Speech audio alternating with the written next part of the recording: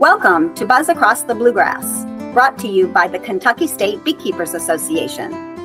On this podcast, our guests will discuss Kentucky-specific news, education, and beekeeping tips. We are your hosts, Teresa Martin, Brian Baldridge, and Jessica Mays. If you have ideas for podcast guests or feedback, please visit us on the KSBA website at kybs.org.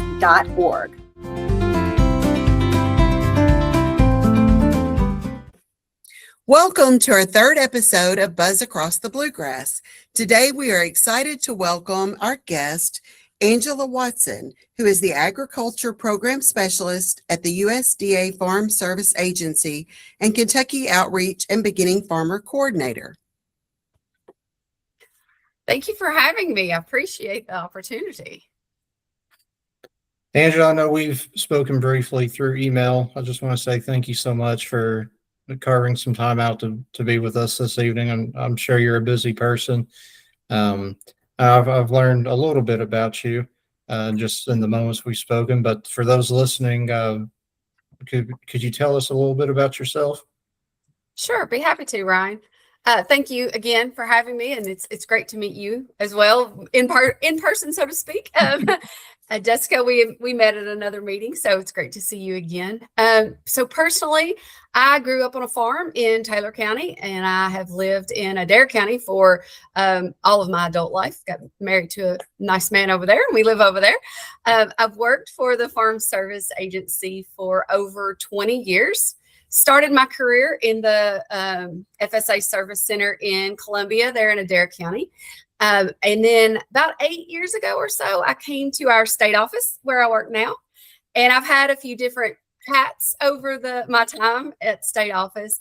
And one of those was Beginning Farmer Coordinator. Started doing that about 5 years ago, which meant I worked with beginning farmers, trying to point them towards resources, opportunities, not just within FSA, but across agriculture, because as some of our listeners may be familiar, it often feels very confusing because there's one agency does this and another one does that, and we all have acronyms and nobody knows what anybody does. And so I tell beginning farmers, I'm like the person that stands out at the road and says, okay, go over here, and now go over here, and now go over there, right?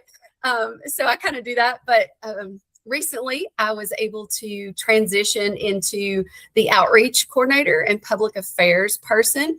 So I gave up some of the other duties I had so I can focus on this kind of thing. I love doing this. I love talking with farmers. I love helping them find ways to fulfill their dreams and their goals in agriculture, encouraging new people to come into agriculture, all of those things. I've loved it since the day I first started with FSA. There's no better group of people out there to work with than farmers. So that's a little bit about me, probably more than you really want to know about me, but there it is. That's exciting. We appreciate that. That's really good insight. So a lot of beekeepers didn't necessarily grow up on farms. So the Farm Service Agency is new to us. So can you tell us a little bit about the FSA and what it can do for beekeepers? Yeah, a lot of times I'm glad you said it that way, Jessica. A lot of times I talk to beekeepers and they're like, well, yes, but I'm not a farmer. And I'm like, oh, well, actually, you are a farmer, and maybe I should use the word producer, although I tend to use the word farmer just because I grew up on a farm. But beekeepers are producing honey. And when it comes to the Farm Service Agency, honey is a commodity and bees are considered livestock. So we have a number of programs. We'll get into that a little bit more. But like you said, Jessica, let's start with what is FSA. I do tend to use a lot of acronyms. We are the federal government, and we love a good acronym or a bad acronym. We don't care. We just love acronyms. So FSA, Farm Service Agency. We are one of, I can't ever remember if it's 16 or 18, but one of a few divisions of the U.S. Department of Agriculture. So most people are at least vaguely familiar with USDA, but under that USDA umbrella, there are a number of agencies, and the Farm Service Agency is one of those. Our primary mandate from Congress is to administer programs and financial assistance that Congress has authorized for agricultural producers.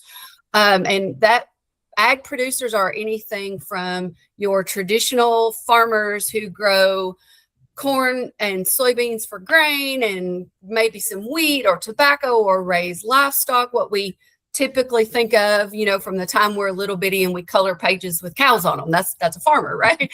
And so there's programs for that. But we also have programs for specialty crop growers, fruits, vegetables, cut flowers, and honey, as well as a number of other things.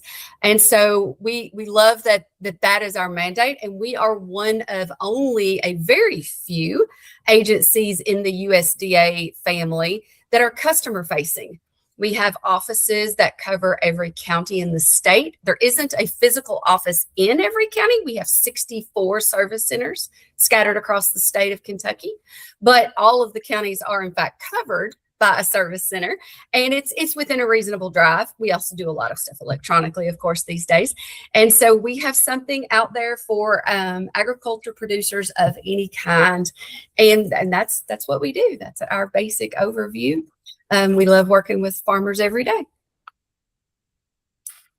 Wow, that's good. The FSA office obviously does a lot of really, really diverse, has a lot of really diverse things going on. So can you talk a little bit about farm numbers and tax and some of the specific things that beekeepers need to know from your office?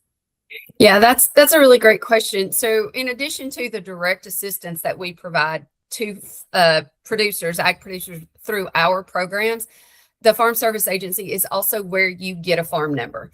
And you are not legally required to register your farm with us by any means. But doing so, although voluntary, like I said, you do that if you want to participate in one of our programs. But it's not just FSA's programs. So a lot of other organizations use our farm number. So in the Natural Resource Conservation Service, which is a sister USDA agency, they use our farm numbers for their cost share programs. But in addition to that, you can use your farm number as one of the ways you can get a tax exempt status from the state of Kentucky for ag purchases. There's other ways. You don't have to have a farm number, but having a farm number facilitates that process a little bit. And then that farm number is also used for other cost share programs and grant opportunities from third-party organizations. One of those that some of the listeners may be familiar with is called CAIP, the conservation. I'm not going to get that acronym right because it's not mine. It's a Kentucky State, Kentucky Department of Ag acronym, but they do cost share assistance for various practices on your farm, high tunnels, cattle, water, just a lot of different things. It varies from county to county, but they want you to have a farm number registered with us. It's a good way of tracking that you are actively, or I guess tracking is maybe not a good word, but it's a good way of it's a piece of information that can be used to show that you are participating in agriculture, in an ag related, business. So other organizations do it for grant funding and things like that as well. So to get a farm number with us, it's super simple. You just visit an office. You can do some of it electronically, but the thing about us, as I mentioned with FSA, we are first and foremost customer facing.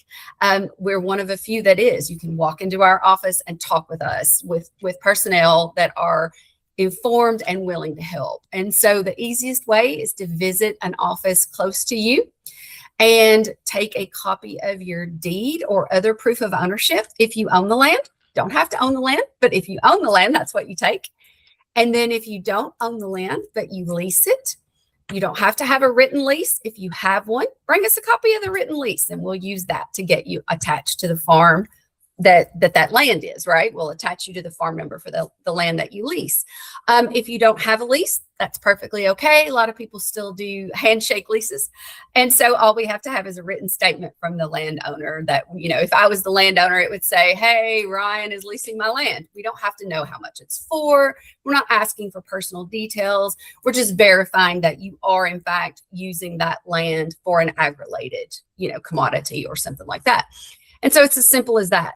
You may not get that farm number that day because there's a little bit of a process that we go through on the back end. But as far as what you need to provide us, that's what we need. We'll get some basic name, address, contact information from you. They'll probably ask for your social security number because we do that as a routine if you're going to participate in our programs, but you do not have to provide that. You can decline to provide that until such time as you may be wanting to receive financial assistance from us. And then, of course, we would have to have it. Okay, good. So does that serve as a tax ID number, that farm number, or is that a separate? If I want to go to a store and purchase something tax exempt, do I just need that farm number, or is a tax number a different number? That's different. So you apply for that through the Kentucky Department of Treasury. A lot of our offices, excuse me, a lot of our offices have the application that you need on hand. They're not required to. We just do it as a courtesy because a lot of producers, are looking for that. But no, you don't. We can't take that application and we don't process that application. It is separate. But recently, I believe within the last several years, there were some changes to that process. I'm not 100% familiar with that because, like I said, that goes through the Department of Treasury. Whatever it's called in Kentucky, the Department of Revenue. I think that's what we call it. But one of the things you can use when you're applying for that number to verify a need for it is an FSA farm number, because that, again, you're not required to have it. There are other ways to get that farm exempt number from the Department of Revenue, but having a farm number, I have been told, simplifies the process because you're already demonstrating that you are participating commercially in an ag-related something, right? So I think it helps, but it's not required. Okay, thank you. And a lot of beekeepers actually keep our hives on someone else's farm. So if we do not have a farm number ourselves, but we keep bees on a farm that may have the farm number, how does that work with your office? That would be the same. We would consider you a tenant. And again, the money doesn't have to change hands for you to be considered a tenant with us. It just means that you have the risk in the commodity and you have the reward, so to speak, right? So or it could be a shared arrangement. Maybe I'm putting up the land and Jessica, you're putting your hives on it and we're splitting any profits 50-50, right? So then we both have risk and we both have reward, and that's okay too. We'll still put you on my farm number if I'm the one that has the farm number. With our beekeepers, there's also, because a lot of beekeepers, correct me if I'm wrong, but this was my understanding when I was working this program in the local office. A lot of beekeepers move their hives throughout the year. And so they may be on my farm now, and then they may go to Ryan's farm, and then they may go to Jessica's farm. And so we do require, we'll talk a little bit more about that later, but we do require some tracking of that when you're participating in our programs. We don't otherwise, but if you're using one of our programs, we do. And so sometimes with a beekeeper, we will give you the farm number to your home farm. And then if you don't necessarily have a farm for every physical piece of dirt that you put your hive on, we have some ways we can do that as well. It's been a while since I've had to do that, so I'll brush up on that. If anybody has any questions, you can reach out for a little more in-depth information on that. But we are able to do that. And don't worry about when we say farm number, don't think, oh my gosh, well, I mean, I don't have 10 acres. I can't have a farm. That is not the case. That is completely a tax thing, the 10-acre thing with PVAs, property taxes and stuff. But I get that question a lot, especially from my beginning farmers, is, well, I don't have 10 acres. How can I get a farm number? We can give you a farm number on your backyard. Oh, wow. We do urban, we do it. You do not have to have any amount of land. You just have to be using that land to commercially produce a commodity. So for my beekeepers, that's honey. Now, if you're just hobbying and you're eating all the honey, you're not selling anything, and you don't use the bees for breeding stock or pollinating, like commercially pollinating, then we're not going to be able to give you a farm number. But as long as you are, and you don't have to be selling right now, if you are keeping bees to sell, but maybe they're not producing enough to sell yet, that's okay. It's just the difference of, I'm just doing it because I really like bees and I want to have bees in my yard, and I eat all the honey, which would be my house if I had bees. I can attest to that. I'm in a subdivision on about a half-acre plot, and I was able to get a farm service number for my property here, but I have hives in my backyard. So, yep. I think the smallest we can give a farm number on anything bigger than a 20. It's a really, really small. It's however the smallest polygon we can draw on our map is the how big it has to be, and that's like, the size of a piece of notebook paper. So I think we're good. Oh, wow. That's good. That's really good to know. We get that question a lot too.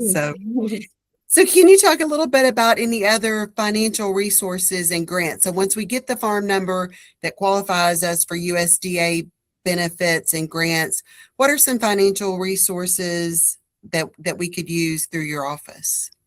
Yeah, so we actually have quite a few options. Of course, our office, I'm not going to go in depth today on this, but I do want to mention, so Farm Service Agency, we have a loan department also, and so we can do some micro loans, operating loans, things like that. I haven't seen where that has been utilized or as beneficial to beekeepers. Now, in beekeeping in connection with a larger operation of fruits and vegetables or something like that, certainly that would be an option to look into.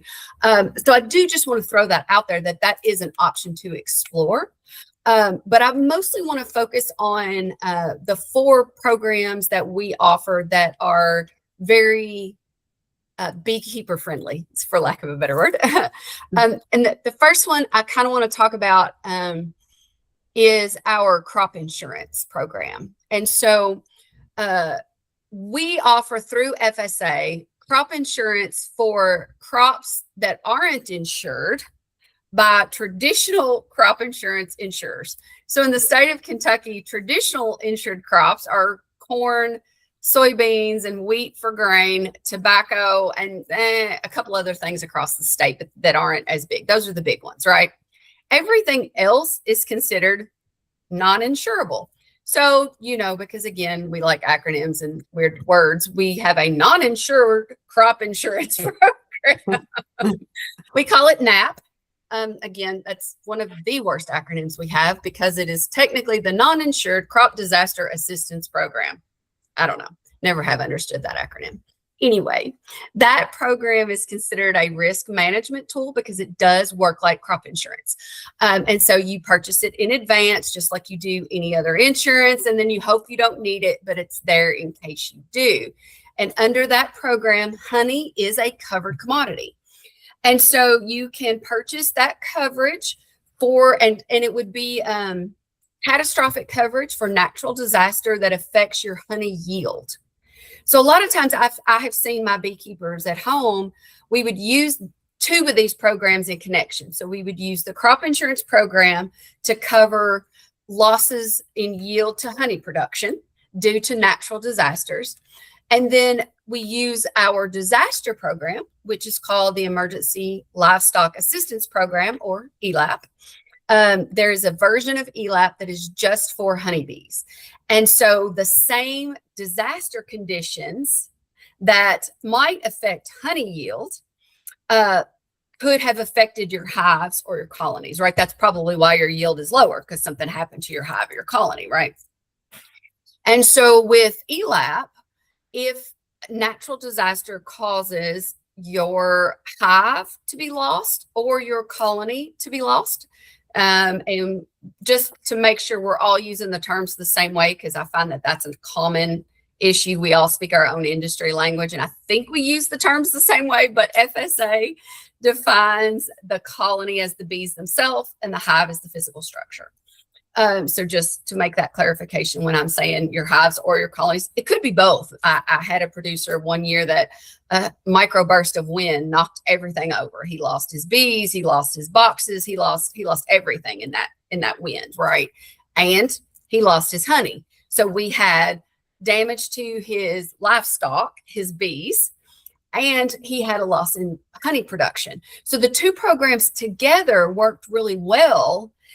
They're not going to compensate you for 100% by any means of the cost. I know beekeeping can be very expensive, but it's a little bit, right? It's some risk management and then some mitigation after the fact to help you replace those bees and those boxes or structures or whatever. So using those two programs, those are the two programs I have seen the most frequently used with my beekeepers and used well. When they're needed. We hope you don't ever need them, but it's nice to know that they're there when you do. And so, like I said, the insurance does have to be purchased ahead of time, but the disaster program is there all the time, and it kicks in whenever a disaster occurs. If you're a beekeeper with a farm number registered with us, you just can come in and make a claim on that disaster program if the bees or the structures are damaged. Angela, I've just got a quick question about that. So I have a background in construction and roofing. Mm-hmm. So I deal with homeowners insurance and all that. Is with this insurance plan, if I was to come in and file a claim, is there like a deductible or something like that? Right. So there's not a deductible. There is a service fee. And the service fee to get your coverage, it's a coverage application fee, I guess I should call it, is $350 per crop, unless you certify as a beginning farmer with us, which is anyone who has not been materially participating in the management of a farm for more than 10 years, or if you are a veteran farmer, or a limited resource farmer, or what we call a socially disadvantaged farmer. And so those are our minority groups, including women, when it comes to the crop insurance. So if you certify with us, there's a form you fill out. That's all it is. You just sign a form that says which one of those, or however many. You can certify up to all four if you qualify for all four. And if you are any one of those, that service fee is waived. That gets you what we call CAT level coverage, catastrophic level coverage. So it is a 50-55. So you get, as long as you have a greater than 50% loss in yield, then we pay you 55% of the market price, the average market price as set by the state. And so there's no deductible. You just have to meet those specific, qualifications. Now, that program also offers buy-up coverage. So CAT level coverage is great, right? It's better than nothing, but it is not going to put back what you've lost by any means. And so you can purchase buy-up coverage, and that coverage is in 3 different levels. You can get a 55-100, 60-100, and 65-100, I believe. And so that first number is how much loss. So you have to have a 65-100, you would have to have a 35% or greater loss, right? Because we're going to cover 65%. And you're going to get 100% of the market price. That's where the big difference is there. And so again, if you are one of those 4 groups that I mentioned, that buy-up fee is half price. Otherwise, that buy-up fee varies by crop, so I don't really give that amount. It depends on what level you're getting and that kind of stuff. But definitely something worth checking out. If you've got, I had a bee producer a number of years ago that had, I don't even remember how many hives, lots of hives, and he was selling honey all across the state and in grocery stores and things like that. And so he wanted the buy-up coverage because that was his main source of income. And so, that made more sense to him to have that buyout coverage. But I do recommend, especially if you can certify to one of those 4 groups, take advantage of it being free. Why not? Right. It's only going to cost you a little bit of time and some record keeping, and chances are you're doing your record keeping anyway for tax purposes. So Absolutely.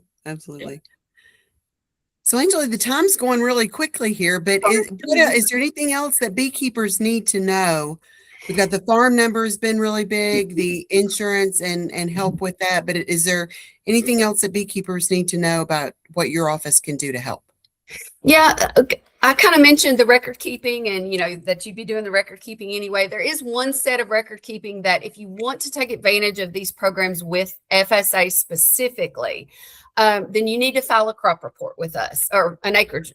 Either way I say it, it doesn't make sense to beekeepers, right? You're not reporting acreage and you're not reporting crops, but you are reporting honey, and we report honey by number of hives. And so that has to be done by January the 2nd of each year. And then throughout the year, after you make that initial report, that's like your beginning inventory report. Then there's an inventory record that you keep throughout the year of additions, subtractions, losses, and movement of those hives. And as long as you're doing that and keeping up, all the wonderful things beekeepers already do to take care of your bees and everything, then you just call us and say, oh my gosh, the wind knocked my hives over, or whatever happened that we don't want to happen, but something catastrophic happened. And if you've done the things, you have your crop report on file and you have you're keeping your records, then it's going to be a breeze to walk in and take care of business with us. So I do recommend that beekeepers who, even if you're not wanting to participate in one of our programs yet, go ahead and maybe do those crop reports, get used to that record keeping that we require. And that's also beneficial to all of us, because when you report your hives or your honey crop, that data, that aggregate data, Congress looks at that when they're making decisions about funding and farm bill programs and things like that. And we want our beekeepers represented. You're a vital part of agriculture. And so there's lots more of you guys out there than we have a record of. And so the more people we get on record as having honey here in Kentucky, the better it looks when we say, hey, give us some money. We need money in Kentucky for our bees. So we want to get that on file if we can. So keep that in mind going forward. I will make a plug there too, that most of us get the USDA bee loss survey every year. Oh, and good. we're asked to fill that out. If people do not get that, we'll put a note in the show links there for people to go in and fill that out, because they don't realize that does get back to this kind of money. And I know beekeepers in our organization did get hive loss reimbursement last year from the winter storms that we had. Had some losses to, I think, around $270 a hive was their insurance last year. So it was very helpful. I know people that personally got that and use these programs. So we're very appreciative of what you all do and the information that you have for us, and that it's a little scary for beekeepers at first, again, because we don't think of ourselves as farmers, and we think that's for big ag and big farmers, but collectively you do a lot for us, and we need to make sure and take advantage of that. Yes, please do. It's your tax dollars at work. Let's make them work for us. And one last comment about tax. KSBA is working right now to change some of the sales tax laws in Kentucky. Our legislative committee is working, because right now beekeeping equipment is not considered sales tax exempt in Kentucky. So we are working through our legislative contacts to try to get that changed. We had a bill in this year that didn't get quite as far as we would have liked, but we're going to keep working on that so that beekeepers can purchase their agriculture supplies tax-free. So if anyone asks about that, we're hoping to make a little more progress on that next year too. Sounds good. Angela, I've got to ask, because I'm sure somebody somewhere is asking as well. I know we've seen a big uptick this year. I'm sure it's due to migration habits, but our bears, natural disasters if they come in and take your bee yard out? Unfortunately, no. Um, I would be happy to look into that a little bit more. My first answer is what I said. Unfortunately, no. Most of our insurance, I know on the honey does not generally cover any kind of wildlife or insect infestation. So it's not going to cover mites, and it's not going to cover the other things that can get in there and affect those bees. Other than CCD, that's the only thing that isn't specifically weather connected that is covered on our disaster program. So we don't generally cover that. I would have to look into whether or not there is any kind of exception if bears are a protected species. We have that exception on a couple of our other livestock programs that don't pertain to bees. And so I am not 100% sure if there's any kind of exception there. I'll be glad to look into that and let you know. But my first instinct is no, it's not, unless I can, find something that tells me otherwise. Sure. I had to ask. It was, yeah. Angela, it's been great. I've got a billion more questions now. I kind of live my life. I don't know what I don't know until I know that I don't know it. So don't we all? But I'm sure everybody listening is going to have a lot more questions. What kind of resources can they go maybe online to find some more information? Yeah, so our primary customer facing website is super easy to find. It's farmers.gov. So farmers.gov. And if you go to that website, it's actually very easy to navigate. It's very user friendly. And it has all of the information about every program that FSA has to offer. It also has information about our sister agency, Natural Resource Conservation Services. It has information about their programs and other things that there's a couple of other agencies, risk management's in there, but that doesn't necessarily pertain. That's crop insurance, traditional crop insurance, right? But that information is there too. Lots of news announcements are there. You can also enroll in our Gov Delivery newsletters that you can get from the state and the county. So those are the best online resources. But Ryan, the best answer is if you've got questions, call or email me, or go in your local county office. They are the best resource. And it's great to sit down. As wonderful as the online resources are, there's just nothing like a face-to-face conversation sometimes. Right. So definitely keep that in mind. You can figure out where your local service center is if you don't know by using farmers.gov, though. It has a convenient little service center locator on it that'll tell you where to go. Thank you so much, Angela. We really appreciate you being with us today. I'm so glad we met and made that connection, and hopefully all of our FSA offices will be flooded with beekeepers so that we can get in there and learn more and participate. So thank you so much for being with us today. Thank you both so much for having me. It has been a pleasure, and anything I can do for you or your members, reach out at any time. I'm sure y'all will put my contact information in the comments, and I'm here if you need me. That was quite a talk from Angela. I feel like I learned a lot just in the short time that we were with her. A lot of great things that the FSA is doing for everybody involved in agriculture. I know just what little bit I've dealt with it. Like I mentioned, I took part in the CAIP grant last year. I was able to get reimbursed on quite a couple purchases that otherwise I would not have been able to do without that. So that was a great program. The biggest thing that I picked up from Angela is, first and foremost, you definitely want to get that farm service number. Without that, there's really not a whole lot you can do.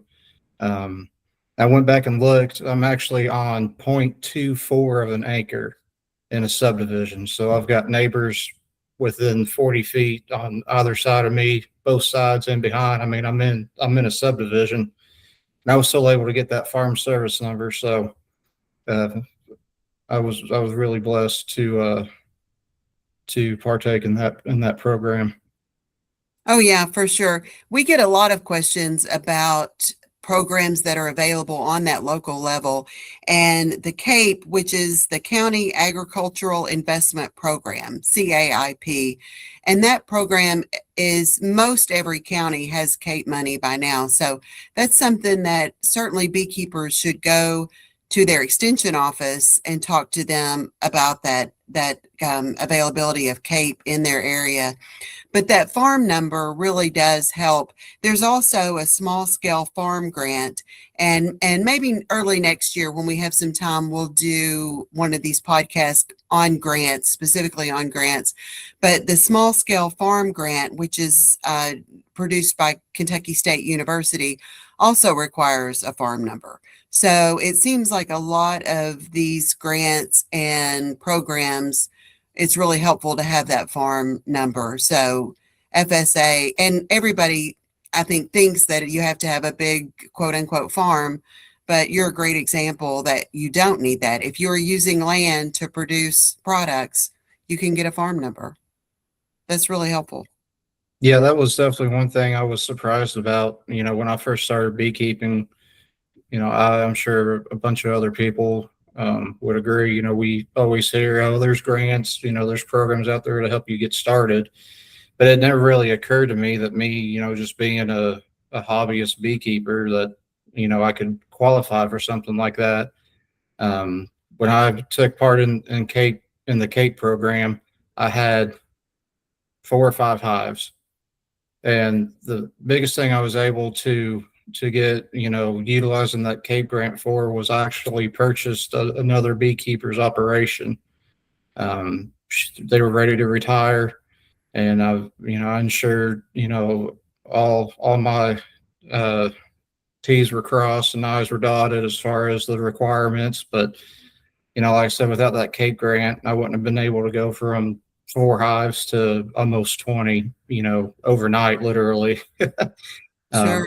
So I would definitely encourage anybody, regardless if they're just starting out, if they've been doing it for 20 years, definitely look into it. There's programs out there that I'm sure some people just don't assume that they would qualify for. For sure. Yeah, that's definitely a good example of how to use that. And every county gets a different amount of funding and they allocate it differently. Some do every year, some every other year, some will reimburse 50%, some 75. So it's just important to go talk to your extension office and know exactly what's available in your county. So yeah, that's really good. The other thing I thought was really helpful from Angela's discussion was the insurance. And that was something that I never really thought about as a beekeeper. And it's something that she specifically was able to tell us that the emergency assistance for livestock, it's actually emergency assistance for livestock, honeybees, and farm raised fish program, ELAP. So it specifically calls out honeybees. And we don't think of it, but we're one of the few groups that has bees as livestock, so we can take advantage of those programs, and honey as a crop, so we can take advantage of those programs.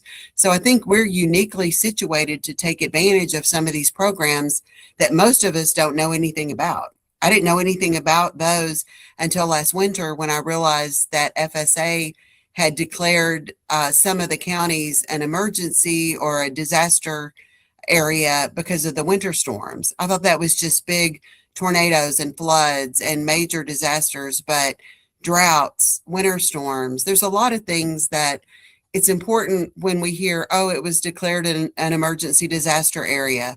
This is what that means. So this makes us eligible for some of that.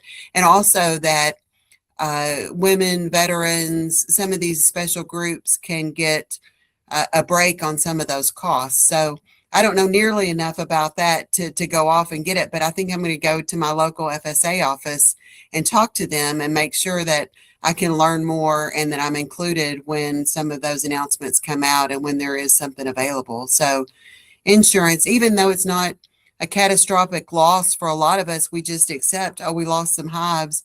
But if it's due to some of these extenuating circumstances, it sounds like there could be some help there for us.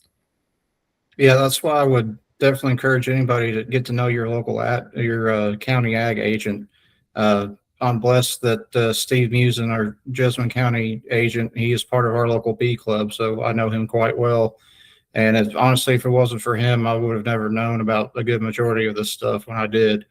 As far as the insurance, I would definitely encourage, especially all our family and friends in, flood-prone areas in eastern Kentucky and other low-lying areas. I would definitely encourage them to reach out. I'm sure we've had quite a bit of ag-related losses due to the floods that we've seen here in the last couple of years. So definitely, I would encourage them to look into. Oh yeah, yeah. Well, I think that was great. That was some of the takeaways that I got. I learned a lot and got some answers for some of the questions that we get, and hopefully people will reach out to these local resources and let them know beekeepers are here and get us in those discussions. So a lot of appreciation for Angela and the information she brought. And maybe after we get some questions and digest some of this, maybe we'll bring her back next year and talk a little more in more detail about what they've got going on. So a lot of resources for us. It was a good discussion. I appreciated her. Yeah, absolutely. I'm sure that this episode could have gone on for hours and hours discussing all the ins and outs. So big thanks to Angela for taking some time out of her busy schedule to spend some time with us. I can't thank her enough. For sure. Thank you. This has been a KSBA original production.